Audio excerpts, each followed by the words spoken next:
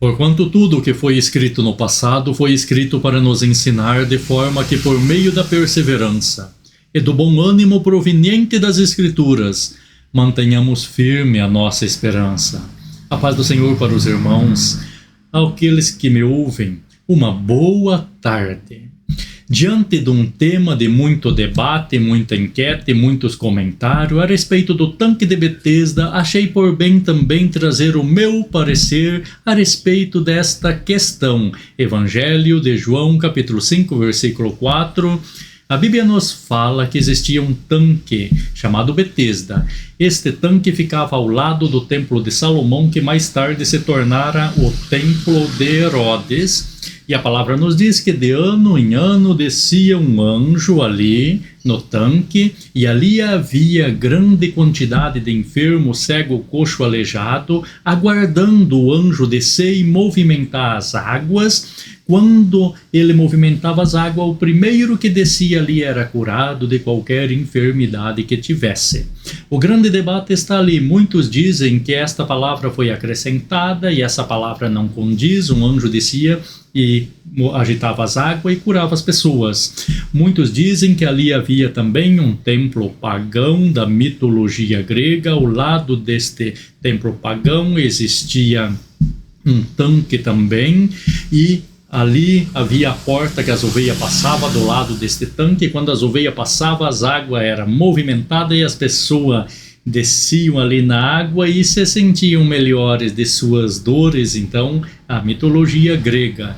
Então, eu quero dizer que nos manuscritos, nós cremos em toda a escritura original da Bíblia Sagrada.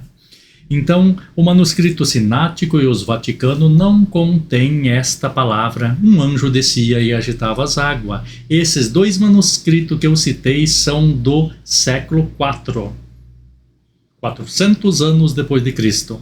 O manuscrito de Alexandrino contém essa palavra. Um anjo descia e agitava as águas. É do século V, posterior. Porém, a Vulgata Latina, ela contém essa palavra. Havia um anjo que descia e agitava as águas de ano em ano. E esta Vulgata Latina é do século III. Então é a mais antiga e ela contém esta palavra. Então eu quero dizer aqui, Carta do apóstolo Paulo a 2 Timóteo, capítulo 3, versículo 16. Toda a escritura ela é inspirada por Deus e proveitosa para ministrar a verdade, para repreender o mal, para corrigir os erros e para ensinar a maneira certa de viver. Então a escritura, ela é a palavra de Deus e é inspirada por Deus, e ela é proveitosa para ministrar a verdade. Se ela é proveitosa para ministrar a verdade, então quer dizer que o Espírito Santo ele teve todo o cuidado de não inserir, não deixar colocar os livros apócrifos na Bíblia Sagrada, mas ele não teve o cuidado de não colocar esta palavra, João 5, versículo 4, e descia um anjo e agitava as águas, e aquele que descia era curado de qualquer enfermidade que tivesse. Não. O Espírito Santo é o inspirador da Bíblia. Ele não se engana. Ele é a própria verdade. O próprio Jesus é a palavra de Deus. A Bíblia, ela é a nossa bússola, que nos mostra a direção, nos mostra o caminho.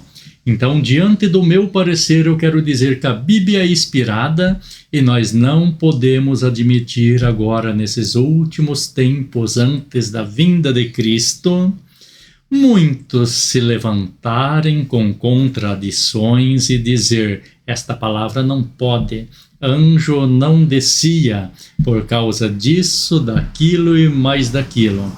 A Bíblia é clara em falar que Jonas pegou o caminho errado, então ele foi jogado do navio e um grande peixe o engoliu.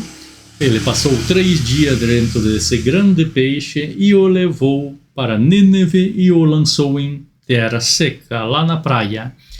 Porém, se a Bíblia falasse que uma tilápia engoliu Jonas, O que eu iria dizer? Eu acreditava ou não acreditava? Se é a Bíblia quem está falando, eu creio na Bíblia ou não creio? A Bíblia falou que é um grande peixe, eu creio que é um grande peixe, e assim aconteceu. Assim como eu falo assim, ó, Moisés lançou o bastão e se tornou numa cobra. Os 3 magos também lançaram os bastão e se tornou cobra também. Porém, o bastão de Moisés, que virou cobra, serpente, engoliu as outras 3 cobras dos magos.